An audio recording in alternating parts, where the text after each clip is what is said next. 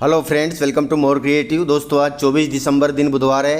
वह हिंदी महीना पूस और शुक्ल पक्ष की पंचमी है। तो चलिए शुरू करते हैं आज की बड़ी खबरें। यदि आपको खबरें पसंद आए तो वीडियो को लाइक जरूर करिएगा और आप हमें प्रदेश के किस जिले से देख रहे हैं कमेंट बॉक्स में जरूर बताइएगा।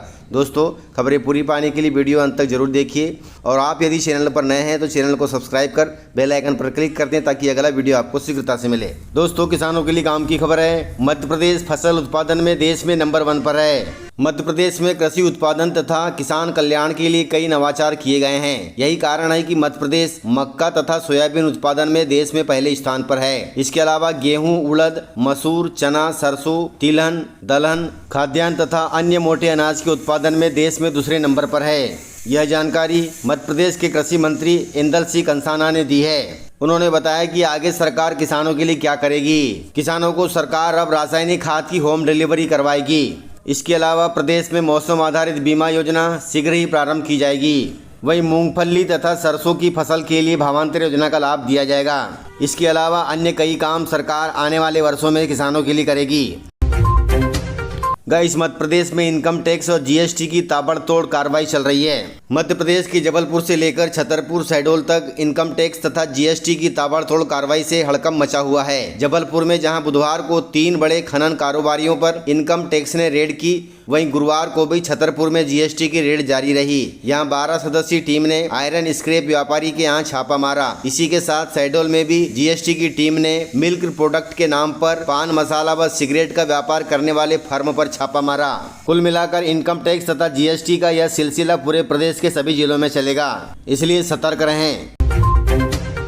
गाइस, मध्य प्रदेश में नहीं पड़ेगी अब गूगल मैप की जरूरत, क्योंकि लोकपथ ऐप 2 बताएगा राज्य की हर लोकेशन। गाइस, मध्य प्रदेश में जैसे ही कोई वाहन प्रवेश करेगा उसे अपने मंजिल तक पहुंचने के लिए गूगल मैप की आवश्यकता नहीं पड़ेगी। उसे प्रदेश की हर लोकेशन लोकपथ ऐप 2 पर मिल जाएगी। इस ऐप को मध्य प्रदेश सरकार का लोक निर्माण विभाग तैयार कर रहा है। गाइस, यह ऐप मार्गों का विकल्प तो बताएगा ही, साथ ही रास्ते में पड़ने वाले धार्मिक तथा प्रमुख पर्यटन स्थलों के साथ थाना, अस्पताल, होटल, टोल प्लाजा, टोल की दर सहित अन्य जानकारियां भी उपलब्ध कराएगा। यह जानकारी प्रदेश के लोक निर्माण मंत्री राकेश सिंह ने दी है। उन्होंने दावा किया है कि देश में पहली बार कोई राज्य इस तरह का प्रयोग करने जा रहा है, जो कि बहुत अच्छी बात है। दोस्तों, मध्य प्रदेश में मक्का किसान हो रहे हैं परेशान।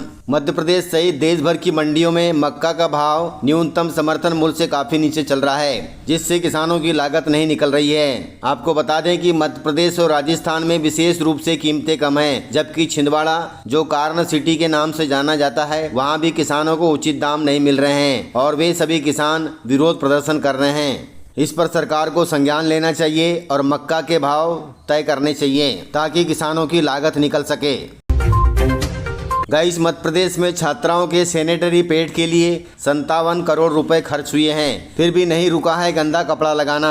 गाइस, जागरूकता के अभाव में मध्य प्रदेश में जरूरी योजनाएं भी परवान नहीं चढ़ पा रही हैं। लड़कियों में हाइजीन जागरूकता को लेकर स्वास्थ्य हाइजीन योजना का भी ऐसा ही हाल हुआ है। मध्य प्रदेश सरकार द्वारा इसके लिए 57 करोड़ रुपए खर्च हुए हैं, लेकिन लड़कियां अब भी पैड की जगह कपड़ा ही यूज कर रही हैं। गाइस, जानकारी के अनुसार आपको बता दें कि यह योजना देश में अपनी तरह की पहली योजना है। हालांकि योजना जमीनी स्तर पर सही तरीके से लागू नहीं हो रही है और छात्राओं को इसका पूरा लाभ नहीं मिल पा रहा है। मध्य प्रदेश सरकार ने पिछले साल स्कूली छात्राओं के खातों में सैनिटरी पैड के लिए 57 करोड़ रुपए ट्रांसफर किए थे।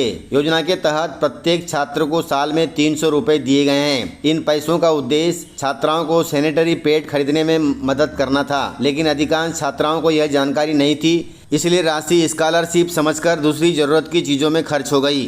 जानकारी के अभाव में सरकार का यह स्वास्थ्य मिशन अधूरा रह गया। गाइस, मिड डे मील योजना में हुआ है बड़ा घोटाला। मध्य प्रदेश के टीकमगढ़ जिले में आंगनवाड़ी और सरकारी स्कूलों में संचालित मिड डे मील योजना में बड़ी गड़बड़ी सामने आई है। यहाँ के 20 स्कूलों में मृत रसोइयों के नाम पर भोजन तैयार कराया जा रहा है। हैरानी की बात यह है कि 60 साल से 95 साल तक की महिलाएं भी कागजों पर रसोइयाँ बना रही है। इन्हें हर महीने वेतन भी दिया जा रहा है। आपको बताते चले कि जिले में रसोइया समूह में करीब 250 महिलाएं शामिल हैं। इनकी उम्र 60 से 95 साल के बीच है। वहीं चौंकाने वाली बात यह है कि इनमें से 60 60 रसोइयां अपने परिवार का भरण पोषण करने के लिए शहरों में जा चुकी हैं। इसके बावजूद भी उनके नाम स्कूल और आंगनबाड़ी केंद्रों के रजिस्टर में दर्ज हो रहे हैं। कुल मिलाकर जो काम नहीं कर रहे हैं उनके नाम से पैसा लिया जा रहा है और अपने जेब में भरा जा रहा है। हालांकि अब मामला संज्ञान में आ गया है, इसकी जाँच जारी है। दोस्तों, मध्य प्रदेश सहित देश के अन्नदाताओं के नाम केंद्रीय कृषि मंत्री शिवराज सिंह चौहान ने दिया है बड़ा संदेश।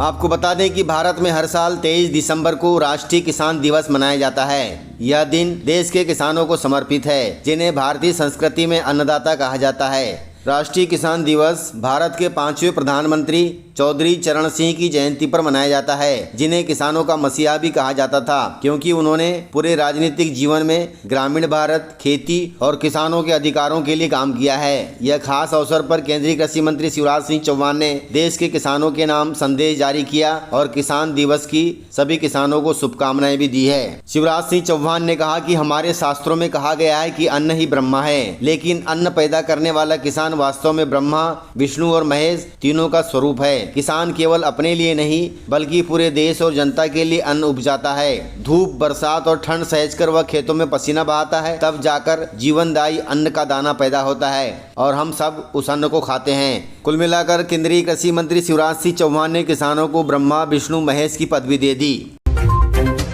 दोस्तों, मध्य प्रदेश के धार जिले को मिली है बड़ी सौगात। धार जिले के लोगों के लिए 23 दिसंबर का दिन बहुत ही खास और यादगार बन गया। यहाँ पर कई सालों से लोग अच्छे इलाज की सुविधा का इंतजार कर रहे थे। अब वह सपना सच होने जा रहा है, क्योंकि केंद्रीय स्वास्थ्य मंत्री JP नड्डा जी ने धार में बनने वाले मेडिकल कॉलेज का भूमि पूजन कर दिया है। इस मेडिकल कॉलेज के बनने से अब धार के लोगों को इलाज के लिए दूर दूर के शहरों में नहीं जाना पड़ेगा। यह मेडिकल कॉलेज इलाज, पढ़ाई और रोजगार तीनों के लिए फायदेमंद साबित होगा, जो कि बहुत अच्छी बात है।